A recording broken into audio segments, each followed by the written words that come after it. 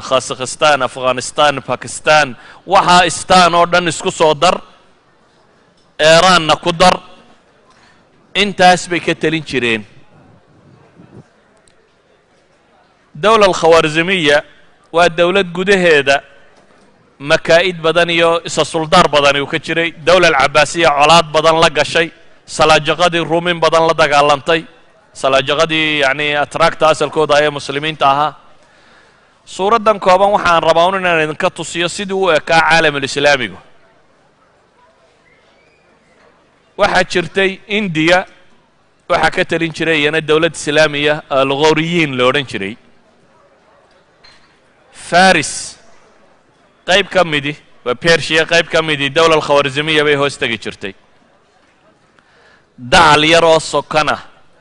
waxa ka talin jiray niman la oran jiray Ismaaciiliyiin Ismaaciiliya waa firqo shiicada sheegata culamo badanina gaalaysiiso waa firqo waaga hore madaxnimada aad u jecelayd oo aad u ilaashan jirtay dagaalyahan ahayd dhalinyaradeeda si xoogan u tababari jirtay ku caan baxday iqtiyaalaadka caalam islaami madaxda la leynaya waxa la leynaya iyaga khaarijin jiray farsamadaas iyaga farsamo yaqaan ku ahaa oo iyaga la kala adeegsan jiray inay waxaas isticmaalaan rag badan oo duwalkii islaamiga waaweyn ka tirsanaana way laayeen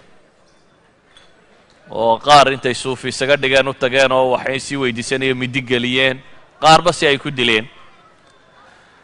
Anadol markaynu eegno waa Turkiga dawlad as-Salaajiqa la oran jiray baa ka talinaysay oo muslima oo Ala Barsalan qaa'idkii weynaa ee muslimkii la oran jiray dawlad ka tafiirantay markaan umuuman eego caalamul islaami wuu ballaadhnaa dawlado tiro badanina way ka jireen laakiin xaalkooda wuxuu ahaa uun kuwa isdilaya oo kooxiba kooxda ku xigta ay ku maqan tahay oo aan isbixinaynin xoogii labaad ee dunida ka jiray wuxuu ahaa xoogii reer Yurub gaar ahaan afartan dawladood ee imikaba caanka ah Faransiiska Ingiriiska Talyaaniga iyo Jarmalka afartaasaa hogaaminayay Yurub laba dawladood oo Spain iyo Portugiiska oo markaa iyana jabiyay muslimiinta iyo xoogan baa markaa iyana jiray marka la eego caalamul islaami qaybtiisa waqooyi imaarado yaryar oo dhul ay qabsadeen kristanku crusadeski oo dawlado yaryar oo kristana ka jiray sida Beirut ama Sida ama Akka ama Antakiya kuwaasoo dhan waxay ahayd dawlado yaryar oo iyana masiixiyiina oo meelahaasi ka dhisnaa dawladahan reer galbeed mooyaane waxaa jirtay kiniisadii bariga oo markaasi deganayd dawlad Byzantiya la oran jiray Romanski Byzantiyiinta la oran jiray oo kiniisadan Russia iyo Greega iyo dhankani haystaan ahaan jirtay oo markaa magaaladan Istanbul la yiraahdo haysatay oo halkaasi fadhiisinkeeda wahaa waxaa kaloo jiray dawlado yaryar oo iyana waxoogaa laaleeg oo مثلا دولة الكرج كرجgu waa Georgia meesha nimka la yiraahdo ama se Armenia iyana dawlado yar oo kristan ay ka jiray imaaraat yar oo saliibiya intaasi waxay ahayd caalamkii labadii xoog ee isku hayay sidii ay u yaaleen mar qura ayaa waxa soo baxay dawlad cusub oo taariikhdii dunida bedeshay oo xoogagii dunida bedeshay oo muddo yar iyadu ku noqotay ad-dawla al-kubra ama aan idhaahdo al-qutb al-wahiid dawladda qura dunida ka jirta cid kale oo jirta aanay aqbalin waa dawladdii la odhan jiray Mongolianska ama Tatar erayga Tatar iyo Mongolian taariikhyahanadu waa ku murmaan keeba kee dhalay keebaa weyn keebaa yar taariikhyahanada badh مثلا رشيد الدين الوزير كتاب كيسي لو رجل جامع التواريخ يساقو حقبا تتاركو إنا يهين شعبة من المقول منغوليا نسكا الرسمي قال تتاركو قبيل كم يدبو قبا مركا هل كان راغب السرجاني يو تاريخي هنبا دارنا عكس قودي قيان oo ay ka dhigayaan mogoolku inuu asalka yahay tataarka iyo tarkiga iyo waxa kan qabaa'il badan oo kale inay markaa ka tirsan yihiin calaa kullin labadan qabiil iyagaaba markii hore isdilay tataarka iyo mongolianisku iyagaa isdilay dowladnimay isku haysteen akhiiran waxa u soo baxay nin boqoroo cusub oo la yidhaahdo jinkis khan boqorkaa cusub ee magacaa la baxay magacaa qaar waxay ku tarjumaan waa naanays waa sidii kaysar iyo magaca noocaasi oo kalea waxay ku tarjumaanba kuwa wax tarjumaa waa qaahiru dunya iyo amiir alcaalam iyo wax la nooca dunida ninkii ugu sarreeyey isaga magaciisa rasmigaa timojin baa la odhan jiray timojin ninkan la yidhaahdo wuxuu ahaa marka la eego nin qaa'ida oo halyeeya oo ciidan hoggaamiya wuxuu kaloo ahaa baa la yidhahdaa abaabulo bulsheed nin dadka kicin kara oo dad badani ku xidhnaan karaan wuxuu kaloo ahaa manaxe aan digigaxan haddii la madhanayo mongolia maalan markuu qabsanayey qabaa'ilku markay isdilayeen dagaalladu galay reer buu intuu jebiyey ayuu wuxuu yidhi madaxda qabta wixii madax oo dhan inta la soo qabtay 70 ka mida nolosha igu kariya buu yidhi iyagoo nool baa la kariyey yacni ninka madaxdee sidaa u fakaraya buu ahaa waa mongolia gudaheeda markuu qabaa'ilku isdilayeen uu boqortooyadan uu qabsan doono intuu qabtay buu 70 ka mida yidhi ha la kariyo iyagoo nool dheriga ha lagu rido ha karsamaan wuxuu ahaa nin dagaalyahana qaa'ida oo dad hoggaamin karo ururin kara manaxa aan digigaxan ah oo agtiisa naxariisoolina timojin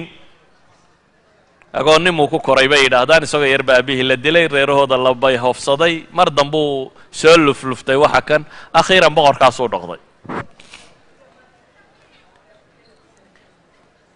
timojin wuxuu isku dayey inuu boqortooyo fiican samaysto wuxuu ku guulaystay markaa inuu qabsado waddankii mongolia la yidhaahdo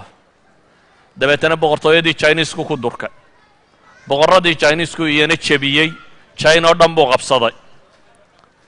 bari buu u socday ilaa kuuriyuu tegey inta ka dhexle kor buu u socday ilaa siberiyuu qabsaday siberiya ilaa kuuriya dawla alkhawaarzimiya dhinaceeda ilaa iyo china dhinaciisa dambe dawlad weyn oo intaa leeg buu samaystay oo aada u ballaadhan dawladdiisaas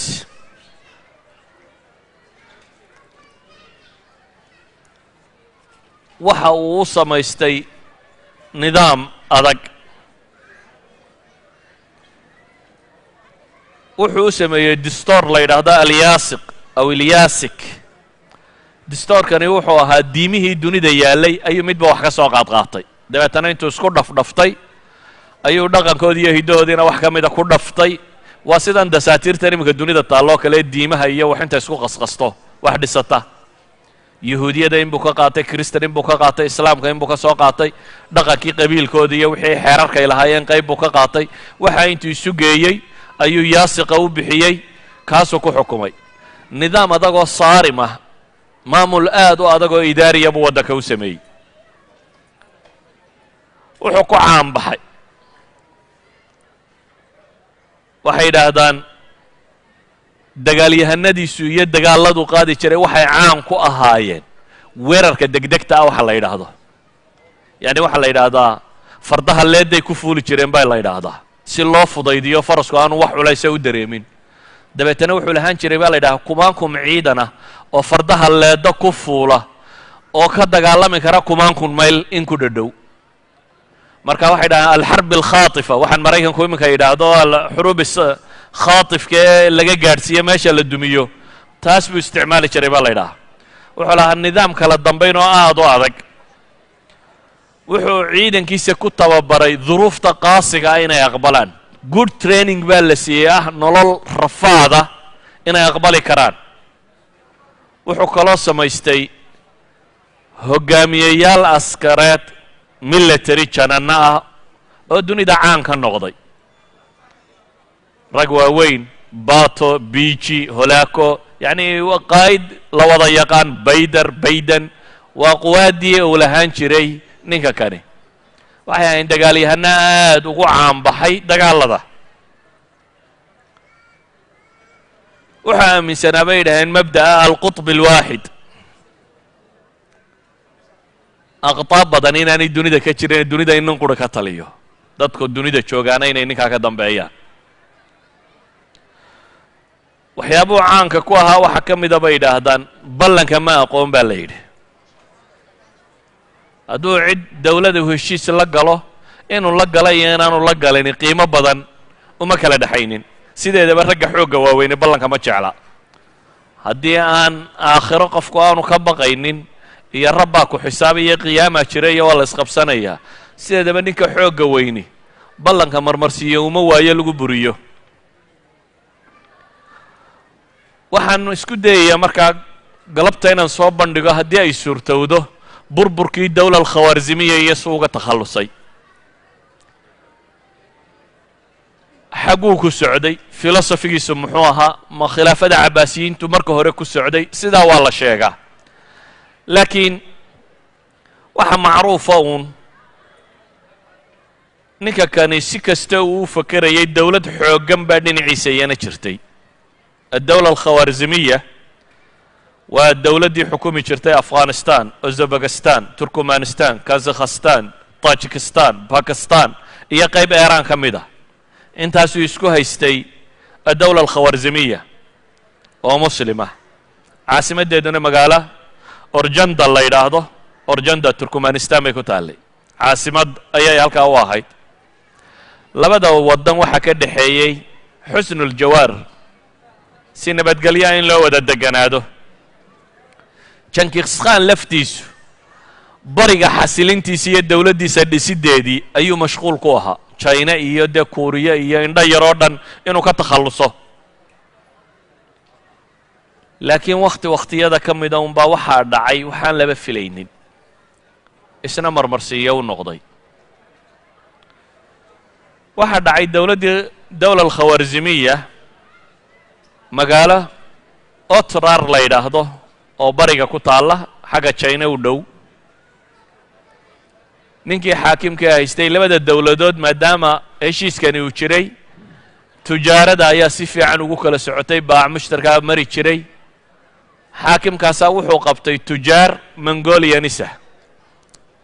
tujaar maguulkii ka mid ah ama tataarkii ka mid ah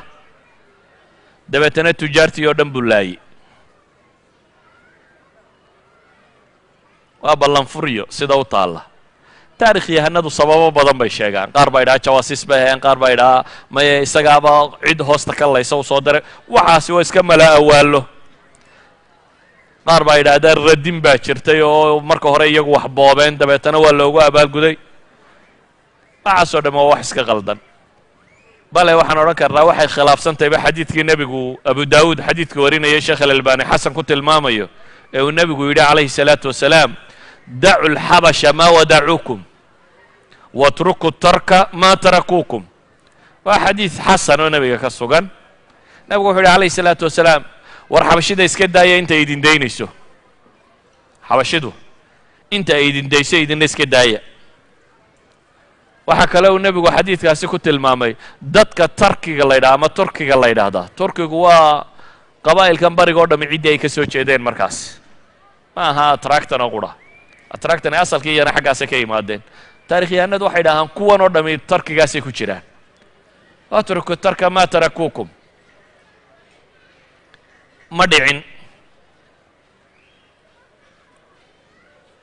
jinkis khan waraaq buu soo diray uu boqortooyadii khawaarzim maxamed ibnu lkhawaarzim shaah ninkii la odhan jiray madaxda ka ahaa uu soo diray isagoo le nimankii laayay tujaarta gacanta ha layga soo geliyo boqorkan qaybta muslimka haystaana wuxuu yidhi maya annagaa maxkamadaynayna haddii ay jirto xagga iyagaa lagu maxkamadaynaya waa sida taarikhyahanada qaar sheegaan dabeetana umay cuntamin jinkis khane wuxuu yidhi cid buu soo diray wuxuu yidhi ha la soo dhiibo boqorkii xaggan haystayna boqor dhul badan qabsaday oo laftiisa aan isbidistu ku yarayn buu ahaa ninkii uu soo dirayba wuxuu yidhi isagana ha la dilo awal waxaa la isku haystay